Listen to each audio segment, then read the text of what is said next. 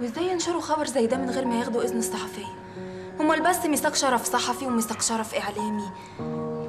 من كتر الجرايد ما بقت تكتب عن مواضيع مثيرة عشان تكتر التوزيع، بقت ممكن تتخلى عن كل المواثيق اللي بتتكلمي عنها. هو الحقيقة ده مش في كل الجرايد، لكن كمان الجرايد الصفراء كترت قوي دلوقتي. وذنبها ايه ست زي الدكتورة عبلة دي يا بابا؟ ولا ولادها وجوزها.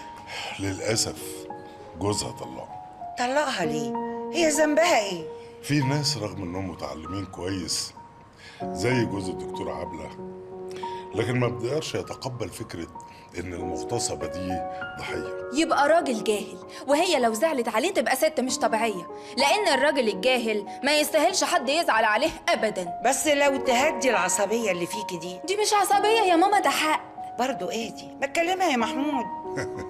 انا لو هطلب منها انها تهدى، هطلب منها انها تهدى عشان خاطر نفسها مش عشان خاطر الناس. هديتي يا نور؟ هديت يا ماما.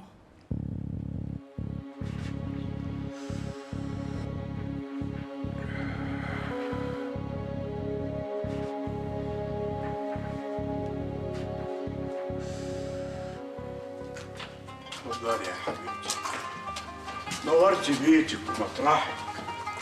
يا رب يخليك يا عم. اتفضلي يا حبيبتي استريحي. يلا يا حسين اطلع وضب الأوضة. حاضر.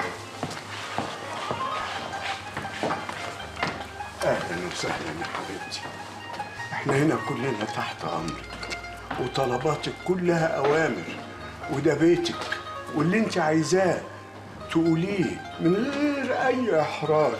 ربنا يخليك ويجعله عامر بحسك على طول كده. ازيك يا مي؟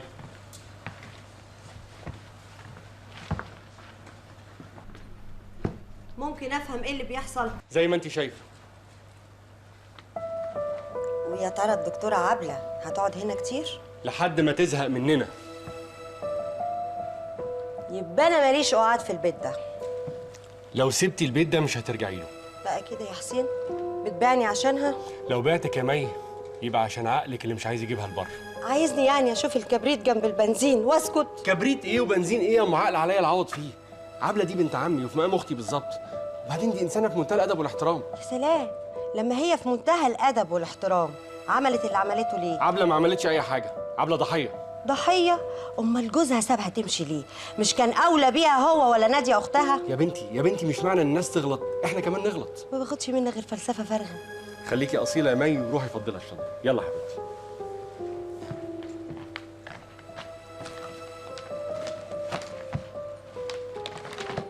حسبي الله ونعم الوكيل. عليك توكلت، أنت ربي رب العرش العظيم. يا رب يا رب برحمتك أستغيث، أصلح لي شأني كله ولا تكلني إلى نفسي طرفة عين. حبيبتي إن شاء الله هينصرك، هو وكيلك، هينصرك وهينجدك من الظلمة، من الأشرار اللي ما يعرفوش ربنا. ايوه يا ستي، خير؟ في ايه؟ طب بقول لك ايه، خش اتخمدي بقى نامي، ولا لما عاوز حاجه هبقى اطلبي. امي عندك؟ وايه اللي جابها؟ طب ادهاني.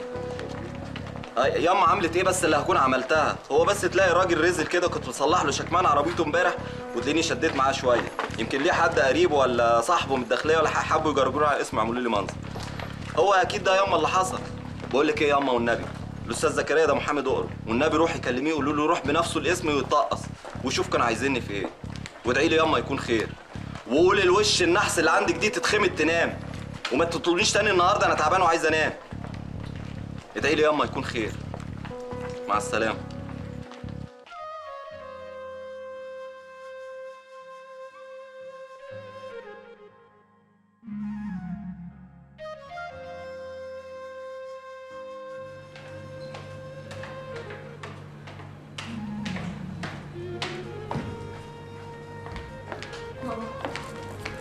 بابا انا مش عارفه يعني بابا اللي مكتوب في الجورنال ده مكتوب على ماما. بابا ماما اتعرضت لحادثه اغتصاب بجد. بابا فهمني لو سمحت بقى، ما تسيبنيش كده لو سمحت. شوية عيال ولاد كلب، لا عندهم دين ولا ضمير ولا أخلاق، هم السبب في المصيبة والكارثة اللي احنا فيها دي يا لبيس.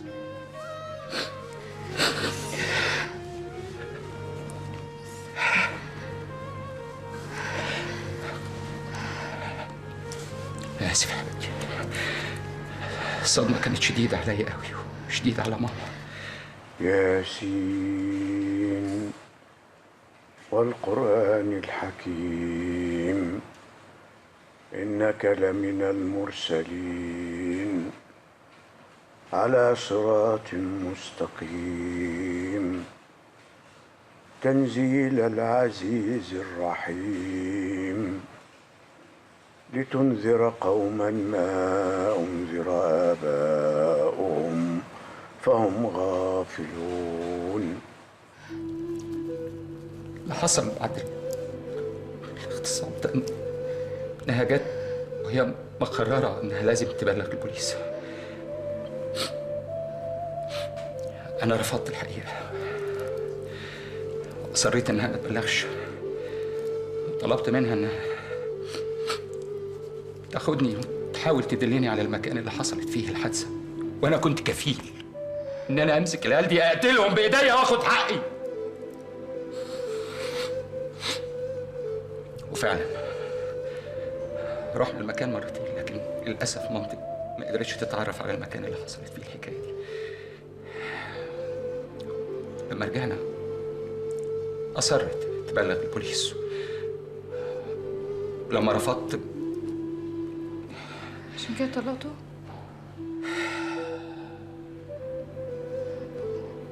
بابا أمي كانت محتاجة لك جدا دلوقتي يا بابا. عارف يا حبيبتي، عارف،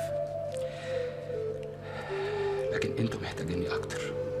يا بس انت كان لازم تبلغ، افرض انت ما عرفتش توصل لهم اساسا. يا حبيبتي كنت هبلغ، انا كل اللي طلبته فرصه 3-4 ايام زياده كمان، مش اكتر من كده. كان نفسي افش غليلي في العيال دي واقتلهم بايديا، كان نفسي قوي ده.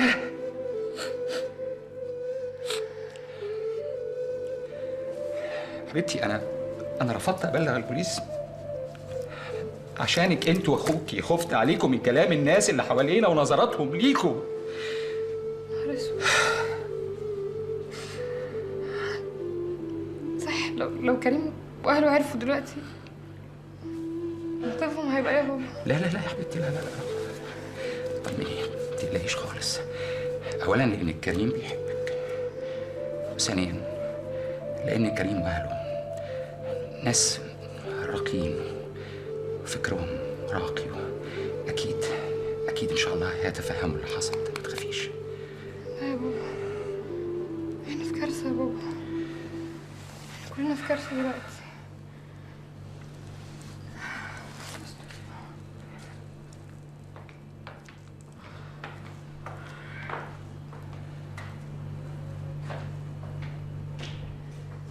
لقد حق القول على أكثرهم فهم لا يؤمنون. إنا جعلنا في أعناقهم أغلالا فهي إلى الأذقان فهم مقمحون. وجعلنا من بين أيديهم سدا ومن خلفهم سدا فأغشيناهم فهم لا يبصرون. وسواء عليهم أأنذرتهم أم لم تنذرهم لا يؤمنون. إنما تنذر من اتبع الذكر وخشي الرحمن بالغيب فبشره بمغفرة وأجر كريم.